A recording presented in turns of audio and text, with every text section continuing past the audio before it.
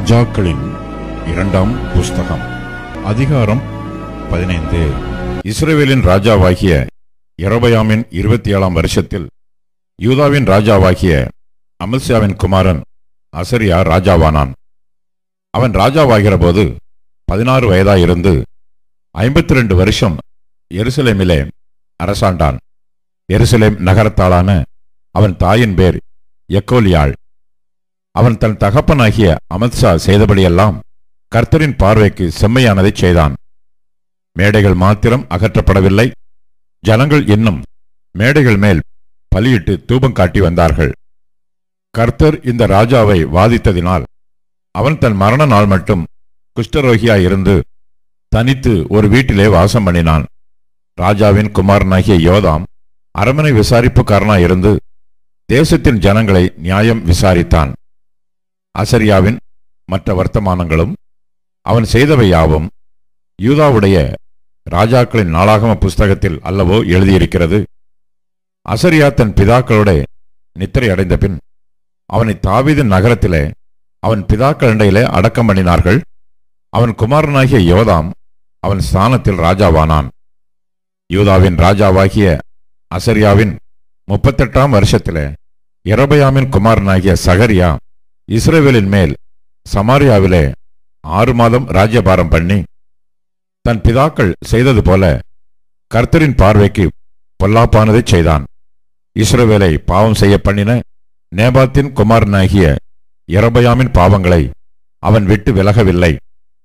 யாபேசின் குமாரனாகிய சல்லூம் அவனுக்கு விரோதமாக கட்டுப்பாடு பண்ணி ஜனத்தின் முன்பாக அவனை வெட்டி கொன்று போட்டு அவன் ஸ்தானத்தில் ராஜாவானான். சகரியாவின் மற்ற வர்த்தமானங்கள் இஸ்ரவேல் ராஜாக்களின் நாளாகம புஸ்தகத்தில் அல்லவோ எழுதியிருக்கிறது.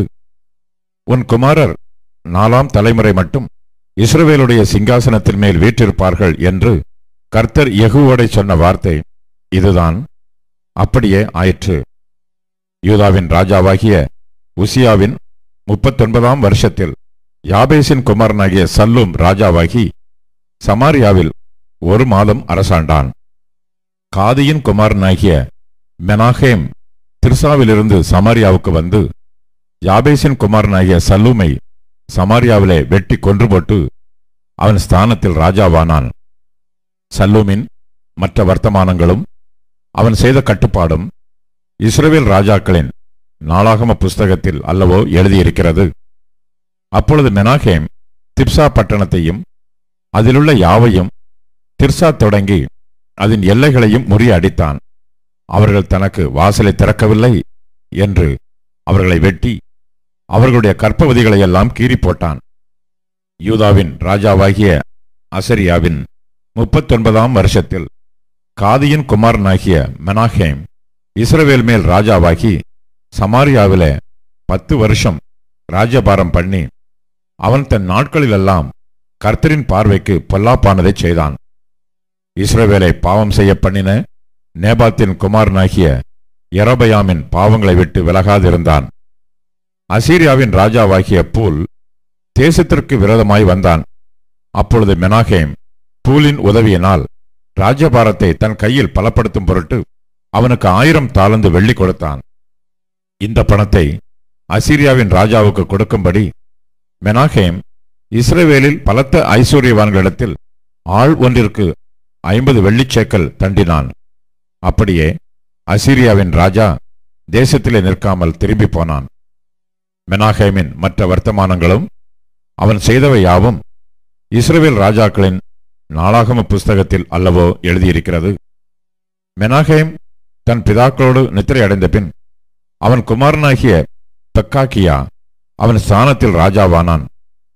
யூதாவின் ராஜாவாகிய அசரியாவின் 50ஆம் வருஷத்தில் மெனாகேமின் குமாரனாகிய பெக்காக்கியா இஸ்ரவேலின் மேல் ராஜாவாகி சமாரியாவிலே 2 வருஷம் ராஜ்யபாரம் பண்ணி கர்த்தரின் பார்வைக்கு பொல்லாப்பானதைச் செய்தான்.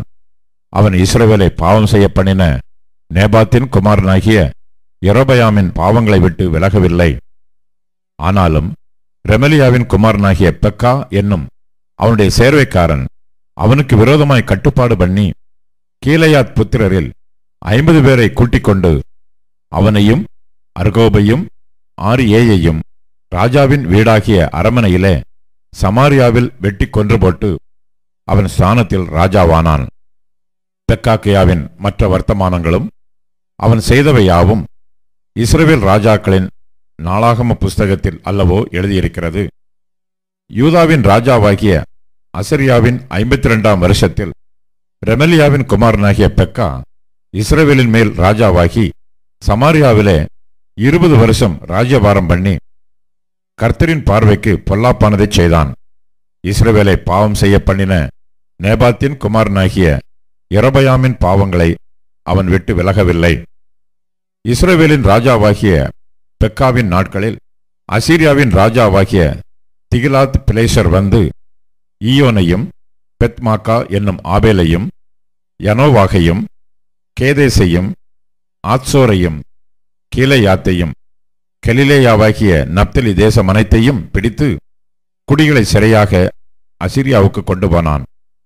ஏலாவின் குமாரனாகிய ஓசையா ரெமலியாவின் குமாரனாகிய பெக்காவுக்கு விரோதமாக கட்டுப்பாடு பண்ணி அவனை உசியாவின் குமாரனாகிய யோதாமின் 20ஆம் வருஷத்தில் வெட்டி கொன்று போட்டு அவன் ஸ்தானத்தில் ராஜாவானான்.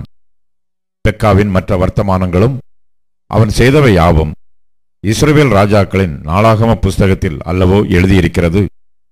இஸ்ரவேலின் ராஜாவாகிய ரெமலியாவின் குமாரன் பெக்காவின் 2ஆம் வருஷத்தில் யூதாவின் ராஜாவாகிய உசியாவின் குமாரன் யோதாம் ராஜாவானான். அவன் ராஜாவாகிற போது 25 வயதாயிருந்து எருசலேமிலே 16 வருஷம் அரசாண்டான். சாதோக்கின் குமாரத்தியாகிய அவன் தாயின் பேர் எருசாள். அவன் கர்த்தரின் பார்வைக்கு செம்மையானதைச் செய்தான். தன் தகப்பனாகிய உசியா செய்தபடியெல்லாம் செய்தான். மேடைகள் மாத்திரம் அகற்றப்படவில்லை. ஜனங்கள் இன்னும் மேடைகளின் மேல் பலியிட்டு தூபங்காட்டி வந்தார்கள். இவன் கர்த்தருடைய ஆலயத்தின் உயர்ந்த வாசலை கட்டினான். யோதாமின் மற்ற வர்த்தமானங்களும் அவன் செய்தவை யாவும் யூதாவுடைய ராஜாக்களின் நாளாகம புஸ்தகத்தில் அல்லவோ எழுதியிருக்கிறது. அந்நாட்களிலே கர்த்தர் சீரியாவின் ராஜாவாகிய ரேத்சியனையும் ரெமலியாவின் குமாரனாகிய பெக்காவையும் யூதாவுக்கு விரோதமாக அனுப்பத் தொடங்கினார். யோதாம் தன் பிதாக்களோட நித்திரை அடைந்த பின் தன் தகப்பனாகிய தாவீதின் பட்டணத்திலே தன் பிதாக்களிடையில் அடக்கம் பண்ணப்பட்டான். அவன் குமாரனாகிய ஆகாஸ் அவன் ஸ்தானத்தில் ராஜாவானான். மார்க்கு எழுதின சுவிசேஷம் அதிகாரம் 13. அவர் தேவாலயத்தை விட்டு புறப்படும் போது அவருடைய சீஷர்களில் ஒருவன் அவரை நோக்கி, போதகரே, இதோ இந்த கல்லுகள் எப்படிப்பட்டது, இந்த கட்டடங்கள் எப்படிப்பட்டது பாரும் என்றான். இயேசு அவனுக்கு பிரதியுத்தரமாக, இந்த பெரிய கட்டடங்களை காண்கிறாயே, ஒரு கல்லின் மேல் ஒரு கல் இராதபடிக்கு எல்லாம் இடிக்கப்பட்டு போகும் என்றார். பின்பு அவர் தேவாலயத்துக்கு எதிராக ஒலிவமலையின் மேல் உட்கார்ந்திருக்கையில் பேதுருவும் யாக்கோபும் யோவானும் அந்திரேயாவும் அவரிடத்தில் தனித்து வந்து, இவைகள் எப்பொழுது சம்பவிக்கும், இவைகளெல்லாம் நிறைவேறும் காலத்துக்கு அடையாளம் என்ன, எங்களுக்கு சொல்ல வேண்டும் என்றார்கள். இயேசு அவர்களுக்கு பிரதியுத்தரமாக, ஒருவனும் உங்களை வஞ்சியாதபடிக்கு எச்சரிக்கையாயிருங்கள். ஏனெனில் அநேகர் வந்து என் நாமத்தைக் கொண்டு நானே கிறிஸ்து என்று சொல்லி அநேகரை வஞ்சிப்பார்கள். யுத்தங்களையும் யுத்தங்களின் செய்திகளையும் கேள்விப்படும்போது கலங்காதையுங்கள், இவைகள் சம்பவிக்க வேண்டியதே, ஆனாலும் முடிவு உடனே வராது. ஜனத்துக்கு விரோதமாய் ஜனமும் ராஜ்யத்துக்கு விரோதமாய் ராஜ்யமும் எழும்பும். பூமி அதிர்ச்சிகளும் பல இடங்களில் உண்டாகும். பஞ்சங்களும் கலகங்களும் உண்டாகும். இவைகள் வேதனைகளுக்கு ஆரம்பம். நீங்களோ எச்சரிக்கையாயிருங்கள். ஏனெனில் உங்களை ஆலோசனை சங்கங்களுக்கு ஒப்புக் கொடுப்பார்கள். நீங்கள் ஜெப ஆலயங்களில் அடிக்கப்படுவீர்கள். என் நிமித்தம் தேசாதிபதிகளுக்கும் ராஜாக்களுக்கும் சாட்சியாக அவர்களுக்கு முன்பாக நிறுத்தப்படுவீர்கள். சகல ஜாதிகளுக்கும் சுவிசேஷம் முந்தி பிரசங்கிக்கப்பட வேண்டும். அவர்கள் உங்களை கொண்டு போய் ஒப்புக் கொடுக்கும்போது நீங்கள் என்ன பேசுவோம் என்று முன்னதாக கவலைப்படாமலும் சிந்தியாமலும் இருங்கள். அந்நாளிகையிலே உங்களுக்கு எது அருள் செய்யப்படுமோ அதையே பேசுங்கள். ஏனெனில் பேசுகிறவர்கள் நீங்கள் அல்ல, பரிசுத்த ஆவியே பேசுகிறவர். அன்றியும் சகோதரன் சகோதரனையும் தகப்பன் பிள்ளையையும் மரணத்துக்கு ஒப்புக் கொடுப்பார்கள். பெற்றாருக்கு விரோதமாக பிள்ளைகள் எழும்பி அவர்களை கொலை செய்வார்கள். என் நாமத்தின் நிமித்தம் எல்லாராலும் பகைக்கப்படுவீர்கள். முடிவு பரியந்தம் நிலை நிற்பவனே ரட்சிக்கப்படுவான். மேலும் பாழாக்குகிற அருவருப்பை குறித்து தானியேல் தீர்க்கதரிசி சொல்லி இருக்கிறானே, வாசிக்கிறவன் சிந்திக்க கடவன். அது நிற்கத்தகாத இடத்திலே நீங்கள் அதை நிற்க காணும்போது யூதேயாவில் இருக்கிறவர்கள் மலைகளுக்கு ஓடிப்போக கடவர்கள். வீட்டின் மேல் இருக்கிறவன் தன் வீட்டுக்குள் இறங்காமலும் தன் வீட்டில் எதையாகிலும் எடுத்துக்கொள்ள உள்ளே போகாமலும் இருக்க கடவன். வயலில் இருக்கிறவன் தன் வஸ்திரத்தை எடுப்பதற்கு பின்னிட்டு திரும்பாதிருக்க கடவன். அந்நாட்களிலே கர்ப்பவதிகளுக்கும் பால் கொடுக்கிறவர்களுக்கும் ஐயோ! நீங்கள் ஓடிப்போவது மாரிக்காலத்திலே சம்பவியாதபடிக்கு வேண்டிக் கொள்ளுங்கள். ஏனெனில் தேவன் உலகத்தை சிருஷ்டித்தது முதல் இதுவரைக்கும் சம்பவித்திராததும் இனிமேலும் சம்பவியாததுமான உபத்திரவம் அந்நாட்களில் உண்டாயிருக்கும். கர்த்தர் அந்நாட்களை குறைத்திராவிட்டால் ஒருவனாகிலும் தப்பிப்போவதில்லை. தாம் தெரிந்து கொண்டவர்களின் நிமித்தமோ அவர் அந்த நாட்களை குறைத்திருக்கிறார். அப்பொழுது இதோ கிறிஸ்து இங்கே இருக்கிறார், அதோ அங்கே இருக்கிறார் என்று எவனாகிலும் சொன்னால் நம்பாதேயுங்கள். ஏனெனில் கள்ள கிறிஸ்துக்களும் கள்ள தீர்க்கதரிசிகளும் எழும்பி கூடுமானால் தெரிந்து கொள்ளப்பட்டவர்களையும் வஞ்சிக்கத்தக்கதாக அடையாளங்களையும் அற்புதங்களையும் செய்வார்கள். நீங்களோ எச்சரிக்கையாயிருங்கள். இதோ எல்லாவற்றையும் முன்னதாக உங்களுக்கு அறிவித்திருக்கிறேன்.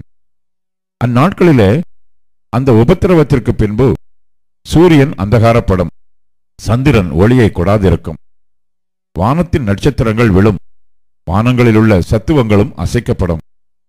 அப்பொழுது மனுஷகுமாரன் மிகுந்த வல்லமையோடும் மகிமையோடும் மேகங்களின் மேல் வருகிறதை காண்பார்கள். அப்பொழுது அவர் தம்முடைய தூதரை அனுப்பி தாம் தெரிந்து கொண்டவர்களை பூமியின் கடைமுனை முதற்கொண்டு வானத்தின் கடைமுனை மட்டுமுள்ள 4 திசைகளிலுமிருந்து கூட்டிச் சேர்ப்பார். அத்திமரத்தினால் ஒரு உவமையை கற்றுக்கொள்ளுங்கள். அதிலே இளங்கிளை தோன்றி துளிர் விடும்போது வசந்த காலம் சமீபமாயிற்று என்று அறிவீர்கள். அப்படியே இவைகள் சம்பவிக்கிறதை நீங்கள் காணும்போது அவர் சமீபமாய் வாசலருகே வந்திருக்கிறார் என்று அறியுங்கள். இவைகளெல்லாம் சம்பவிக்கும் முன்னே இந்த சந்ததி ஒளிந்து போகாது என்று மெய்யாகவே உங்களுக்கு சொல்லுகிறேன். வானமும் பூமியும் ஒளிந்து போம், என் வார்த்தைகளோ ஒளிந்து போவதில்லை. அந்த நாளையும் அந்த நாளிகையையும் பிதா ஒருவர் தவிர மற்றொருவனும் அறியான். பரலோகத்தில் உள்ள தூதர்களும் அறியார்கள், குமாரனும் அறியார். அக்காலத்தை நீங்கள் அறியாதபடியால் எச்சரிக்கையாயிருங்கள், விழித்திருந்து ஜெபம் பண்ணுங்கள். ஒரு மனுஷன் தன் வீட்டை விட்டு புறத்தேசத்துக்கு பிரயாணம் போக எத்தனிக்கும் போது தன் ஊழியக்காரருக்கு அதிகாரம் கொடுத்து அவனவனுக்கு தன் தன் வேலையையும் நியமித்து விழித்திருக்கும்படிக்கு காவல் காக்கிறவனுக்கு கற்பிப்பான். அப்படியே நீங்களும் விழித்திருங்கள்.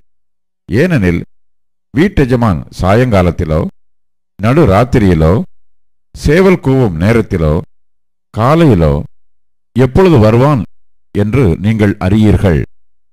நீங்கள் நினையாத வேளையில் அவன் வந்து உங்களை தூங்குகிறவர்களாக கண்டுபிடியாதபடிக்கு விழித்திருங்கள்.